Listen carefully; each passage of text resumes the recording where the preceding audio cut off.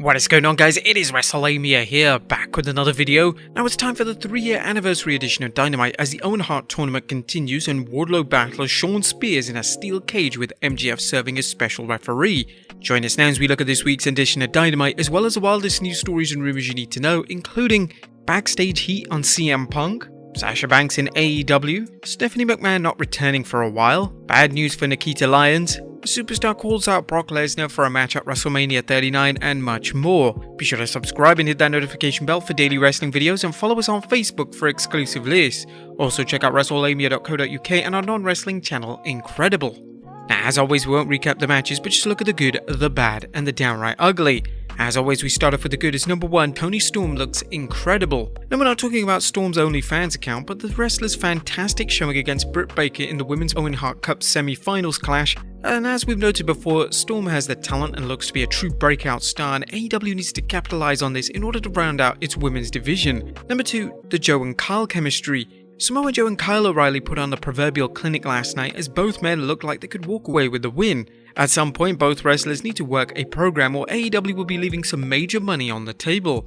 Number 3, a DQ done right. I don't get many DQ finishes in AEW, but last night's tag team bout between Ring of Honor World Tag Team Champions and Roppongi Vice ended on one thanks to outside interference from New Japan's United Empire Tag Team. It's difficult to recall the last time we saw a DQ finish or hear a no contest, but as DDP might say, that's not a bad thing, that's a good thing.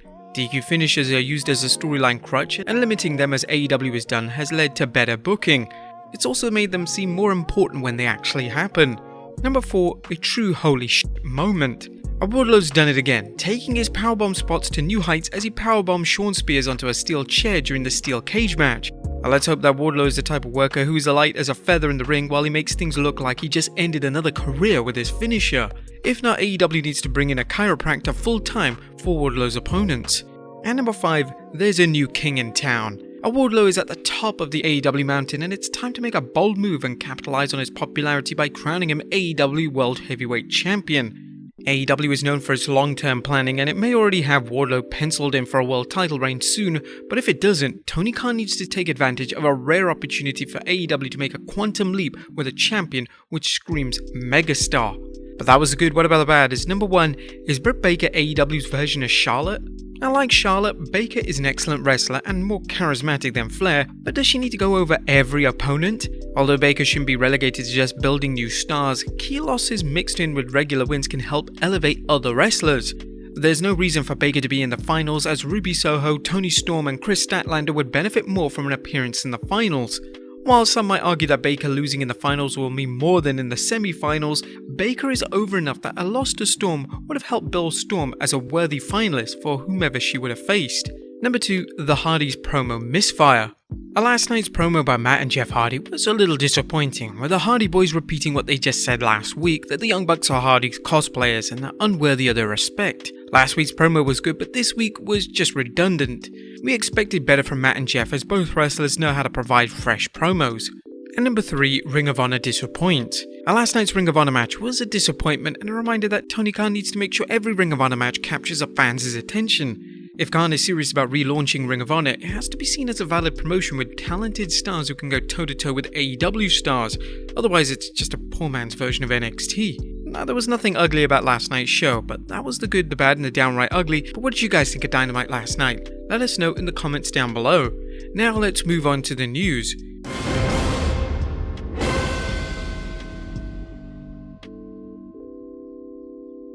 Now first we looks at backstage heat on CM Punk. Atop in the news today is speculation that there may be backstage heat on CM Punk. During an analysis of last night's promo between CM Punk and AEW World Champion Hangman Adam Page, Meltzer and Brian Alvarez discussed how the promo had an undertone of legitimate heat between the two men. Meltzer observed, "This was to me almost like, I'm not saying it was as good as this, but to me it reminded of me when Bret Hart and Shawn Michaels in '97 did a face-to-face and it was probably designed like this. The more you know, the more it meant. When Bret and Shawn did that stuff, I knew everything was going on backstage. I remember watching this going like, holy shit, it's not like they're shooting, but there's a level of reality to this that the people watching on television do not know. This had the same vibe to it. While whether or not Punk and Page's comments were grounded in reality is unknown, but Alvarez seems to think so, saying, I didn't write it down, but he essentially said that CM Punk, that's a nice guy out here on television, and new CM Punk, allegedly, he's a piece of shit backstage. That's essentially what he said. Page also made the comment that he wasn't going to beat your ass this weekend for myself or this championship, but I'm going to beat your ass for this locker room. Now let's hope the comments are a work, as no promotion wants to deal with backstage heat between its main eventers. Do you think they're reading too much into this, or are they right? Let us know in the comments down below. Next up, Sasha Banks in AEW. As the wrestling world waits to see how things play out between the WWE and Sasha Banks as well as Naomi, fans are speculating whether Banks will bail on the WWE when her contract ends or she's released. Fans aren't alone, as a former WWE broadcaster Renee Paquette discussed the situation during an episode of Throwing Down with Renee and Misha. You know, the women's roster in AEW is great, but they could always use some more star. I wouldn't be surprised, but I also think Sasha's somebody who also loves Japanese wrestling. When she left, she took like a hiatus however long ago, a couple of years ago. She was in Japan wrestling with Miko Satomura. She loves pro wrestling. It's something that she lives and breathes, so I wouldn't be surprised to see her make a move. Do you think Sasha Banks should go to AEW? Let us know in the comments down below. Next up, Stephanie McMahon not returning for a while. Just how long is Stephanie McMahon going to be absent from her role as WWE's Chief Brand Officer? Well, according to PW Insider's Mike Johnson, Stephanie could be gone for some time. In the short term, it's believed that Nick Khan will be overseeing Stephanie McMahon's former team. I would expect WWE, if they aren't already, to begin looking for someone to oversee the brand marketing for the company. No one I've spoke to believes McMahon will be returning anytime soon, so the company will need to have someone full-time. McMahon, who announced she was taking time out to focus on her family, has been with the WWE so long many fans were shocked by the announcement, wondering if it would be short-term or an extended leave. Next up, a WWE superstar challenges Brock Lesnar to a WrestleMania 39 match.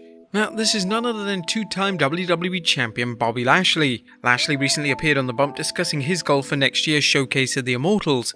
We're in LA next year, right? For WrestleMania. If we were in Hollywood, it's a big matchup. For me, I've always had this really tough challenges going into WrestleMania, which of course this one, it has to be another big one. Me and Brock Lesnar. We still have a little score to settle. I have a win over him and then he ended up winning my title back, but we're not done. We're not done. As fans know, Lashley defeated Lesnar for the WWE Championship at this year's Royal Rumble in a slobber knocker that could have been a match for the ages had Roman Reigns not interfered, giving Lashley the edge he needed to win the bout. Fans hoping for a rematch at 2022's Elimination Chamber were disappointed when Lashley suffered a kayfabe injury and was taken out of the match before he could battle Lesnar.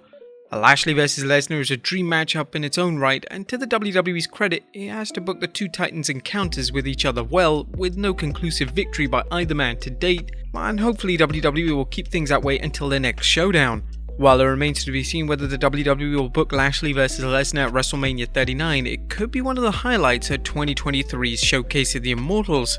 Next up, bad news for Nikkita Lyons. Now, Nikkita Lyons had to pull out of her semi-finals match in the NXT Women's Breakout Tournament due to a freak injury. Lyons posted a video message updating the fans. I have a partial tear on my MCL, just a sprain, so it could have been worse. But it did refrain me from being able to compete in the women's breakout tournament. So yeah, she got a brace on. You know, I did rehab today and I'm going to continue that until your girl's fully healed and ready to get back in action. While Lyons will be missing the tournament finals, she seems well on her way to becoming a breakout star based on her success in the ring so far. And finally, Sting pulls out of AEW show. A bad news for fans who planned on seeing Sting at AEW's Double or Nothing Fan Fest meet and greet. As All Elite Wrestling tweeted, due to an injury last week, Sting has not been cleared to travel and will unfortunately not be at this Saturday's AEW Double or Nothing Fan Fest meet and greets. For fans who purchased tickets to see the icon, watch your inbox for information on refunds. As Sting was written off TV with a storyline injury on the 18th May Dynamite after a beatdown by the Young Bucks and Kyle O'Reilly. It's unknown why Sting is taking off time, but we will continue monitoring the situation. But there you have it, folks, our review of this week's Dynamite, as well as the wildest news stories and rumors you need to know.